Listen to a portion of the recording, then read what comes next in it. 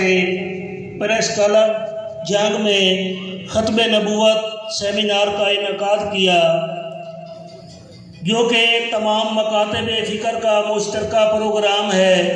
یہ ہمارے لیے انتہائی سعادت اور خوشی کی بات ہے کہ ختم نبوت کے حوالہ سے آج تمام مکاتب فکر ایک اسٹیج پر اکٹھے ہیں اور ختم نبوت کے پیرا کے لیے یہ لوگ دن رات محنت کرتے ہیں۔ اللہ پاک ان کے علم، عمر، رزق، عمل میں برکت پائے۔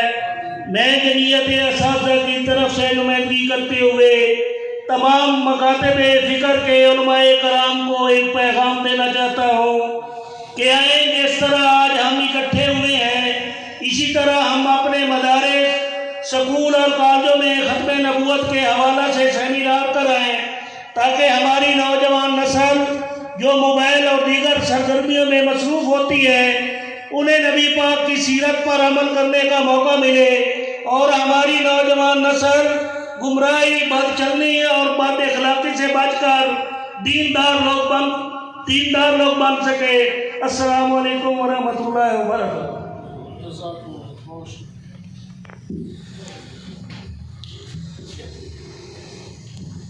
ماشاءاللہ، یہ تھے محترم حکیم طاہر مامون ججوا صاحب، جو اپنی ذمہ داری کو